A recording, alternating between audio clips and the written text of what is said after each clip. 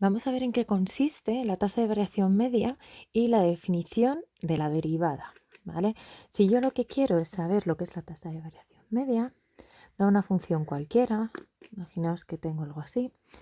La tasa de variación media consiste en mirar la pendiente que hay entre dos puntos, ¿vale? Si yo tengo un punto A y un punto B, si cojo en línea recta la posición entre esta y esta, lo que estaré mirando al mirar esa tasa de variación media será la variación que existe entre este punto A y B. Por lo tanto, necesito saber cuánto vale la función en ese punto A y cuánto vale la función en ese punto B. Entonces, la tasa de variación media entre A y B es esta pendiente de aquí, ¿vale? ¿Cómo lo miro? Como cualquier otra función sería variación en altura partido la variación en el eje de las X. Es decir, esto de aquí, ¿cuánto mide? Si esto es f de B y esto es f de A, medirá f de B menos f de A. Entre la distancia entre estos dos puntos, que será B menos A. Lo que ocurre es que esta tasa de variación media se ajusta muy mal a la función, dependiendo de entre qué puntos los cojamos, no es significativa. Por ejemplo, si lo que yo tengo es una parábola y miro la tasa de variación media entre este punto y este punto, ¿qué me va a dar?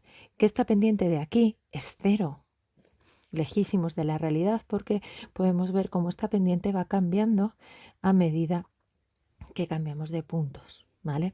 Entonces, ¿cómo podemos hacer que se aproxime a mi función?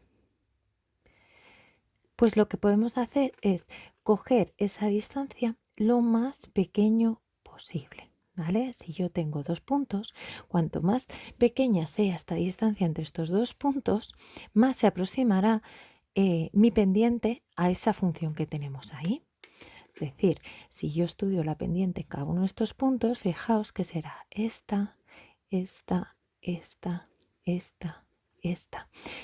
Entonces, esta pendiente va cambiando en cada uno de los puntos en los que lo analizo. Cuanto más pequeñita sea este intervalo de aquí, ¿vale? Más se va a aproximar a la pendiente que tenga en cada uno de los puntos. ¿Cómo puedo hacer eso? Pues haciendo que esta distancia de aquí sea lo más pequeña, es decir, haciendo un límite tendiendo a cero. Si yo llamo a esta distancia h, este punto lo voy a llamar x, el primer punto es x, el siguiente, si la distancia es h, sería x más h. Por lo tanto, este punto de aquí es f de x y este de aquí será f de x más h. Entonces, si mirásemos la tasa de variación media, sería f de x más h menos f de x partido h, que es la distancia entre los dos. Y he dicho, ¿cuál es mi objetivo? Hacerlo lo más pequeño que pueda. Es decir, el límite cuando esa distancia tiende a cero. Es decir, esto de aquí es lo que vamos a llamar la derivada en un punto. La derivada en un punto de x es el límite cuando h tiende a cero de esta expresión de aquí.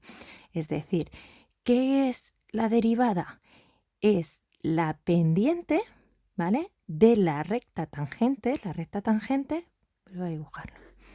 Si yo tengo esta de aquí y quiero saber qué pendiente tiene este punto, si yo hago la recta tangente en este punto, será esta.